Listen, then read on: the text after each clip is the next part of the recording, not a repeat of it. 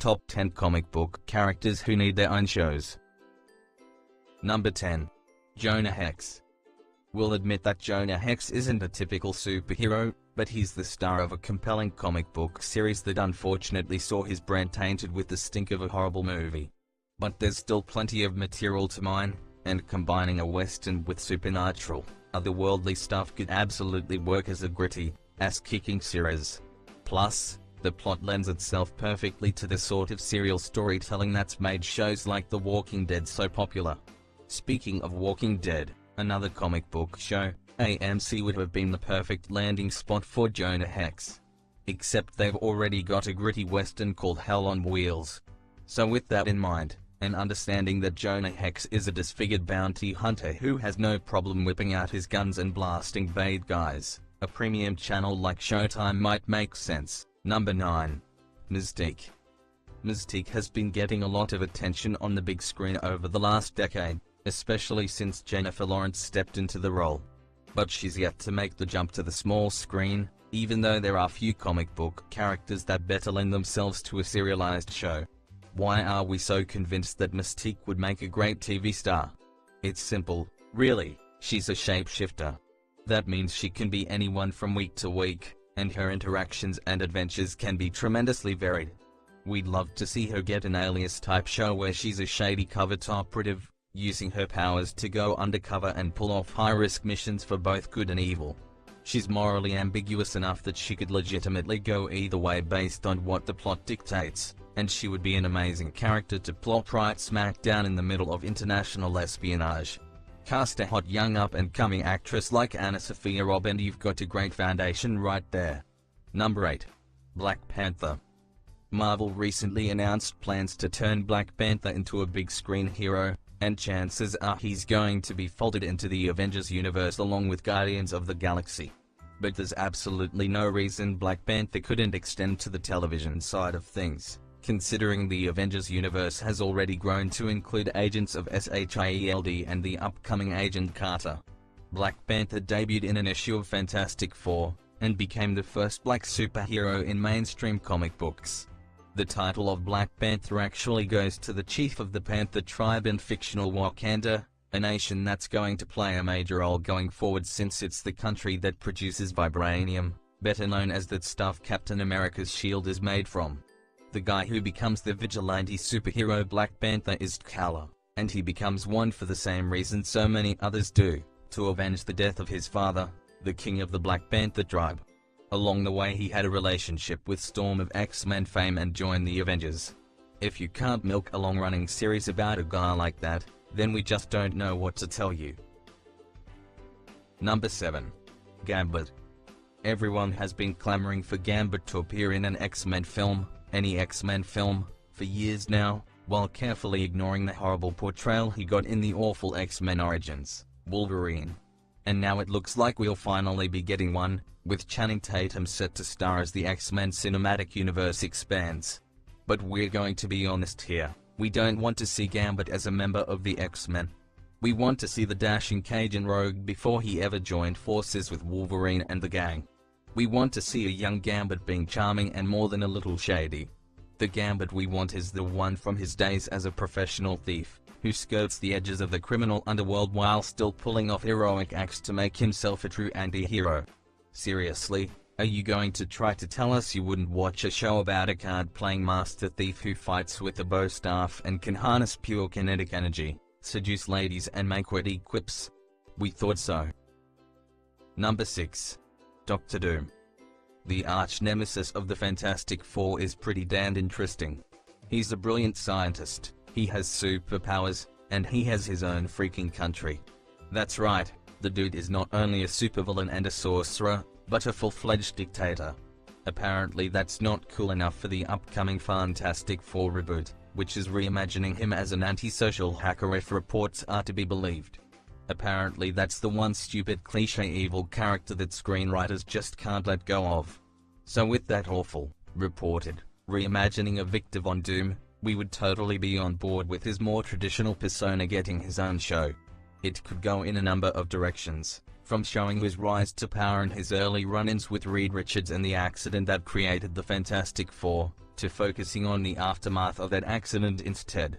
That's when Doom wandered the earth and was eventually taken in by Tibetan monks, after which he took all of their teachings and disciplines and decided to go forge a suit of armor and become Dr. Doom. Because Tibetan monks are nothing if not egomaniacal psychopaths bent on world conquest and revenge, we guess? Number 5. Captain Marvel. Isn't it about time that a female superhero got a chance to shine on TV? Back in the day we actually got a pretty strong Wonder Woman show, but attempts have fizzled over the years to replicate that success, most recently with the disastrous attempt to bring the Amazon Warrior back to television. But we think that could change if some network decided to take a chance with Carol Danvers, better known as Captain Marvel. Marvel recently announced plans to make a Captain Marvel movie, but we'd be just as happy if she got her own TV series. Captain Marvel is actually a name various people have used through the history of Marvel Comics. But we're sticking with Danvers here, in large part because fanboy favorite Katie Sackhoff not only bears a striking resemblance but has expressed an interest in playing the part. Danvers had previously been known as Miss Marvel before getting the promotion to Captain in 2012, and had been a member of the US Air Force before. Long story short, an explosion gave her superpowers. Don't try that at home, kids. Number 4. Y, The Last Man. For a while, Y, The Last Man was rumored to be in progress as either a movie or a miniseries. In fact, Shia LaBeouf was perpetually rumored to be playing the lead, which makes us pretty glad that they decided to ditch the idea altogether. However, Y, The Last Man is a story that, while not well known by casual comic fans, would make for an incredible show. It would have to be on a premium cable channel, or at least AMC or FX, and it would work best as a limited-run series of 2 or 3 seasons. For those unfamiliar with the comic, it's a dystopian science fiction story about a young man named Yorick who, well, is the last man. It's really right there in the title. He wanders the country with his pet monkey, somehow having survived a mysterious plague that wiped out everything else with a Y chromosome on the entire planet. Being the only man in the world obviously leads to some strange and dangerous situations, and part of the plot involves the remaining government learning about Yorick and trying to get him to Boston to be examined and cloned in order to keep humanity from dying out. Due to the unusual plot and the fact that it'd be a cast comprised almost entirely of women, it's likely regular networks would avoid it out of fear it might not capture their key demographics. But hey, people thought Orange is the New Black would be a tough sell to men, and it's become one of the most popular shows around. We have a feeling why The Last Man would be even more popular, if done well. Number 3. Lex Luthor. It's pretty easy to envision Lex Luthor at the center of a television show. In fact, DC already has a good blueprint for telling the early story of Superman's arch-nemesis. The one thing Gotham has consistently done well is its portrayal of the Penguin, to the point where even Patton Oswalt took to Twitter and suggested that the show could become great if they overhauled things to make Oswald Cobblepot the central figure. Now just take that idea, insert Lex Luthor in place of the Penguin, and that's a heck of a show. Luthor has been portrayed as both a mad scientist and an evil businessman, and there's nothing that says he couldn't dabble in both worlds in his own show. Why not make him an evil version of Tony Stark? The compelling part of a show about Luthor would be his rise through the world of organized crime in Metropolis as he uses his genius intellect to manipulate people. Smallville showed that even in a show about young Clark Kent, Lex Luthor is going to be the most interesting character. Time to build on that and give us a Lex Luthor show that falls somewhere between Gotham and Boardwalk Empire. Number 2. Booster Gold. Another more obscure superhero. The seeds for a Booster Gold show were already planted by Smallville, when he popped up for an episode late in the show's run. So who is Booster Gold, and what are his powers? Honestly, that's the best part. He doesn't have any. Well, outside of possessing technology from the future. Because Booster Gold's from the future, and he decided to bring fancy gadgets back to contemporary America to win himself fame and fortune. Basically, Booster Gold is what happens when you take Syndrome from The Incredibles and make him a good guy.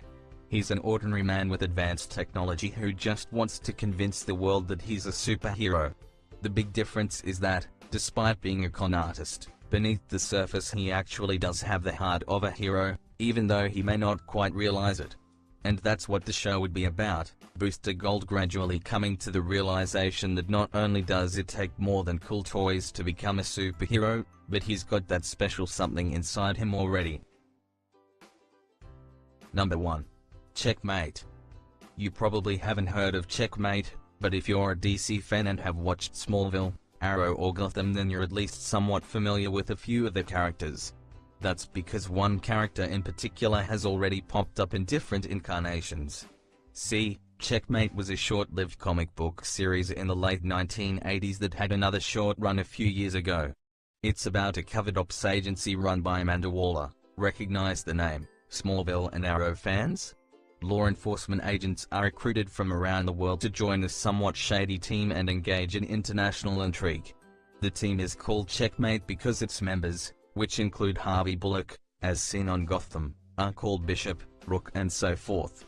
Think of a show like Alias, and then turn it into a team of highly trained, borderline superheroes pulling off Mission Impossible style operations. Honestly, who doesn't want to watch a show like that?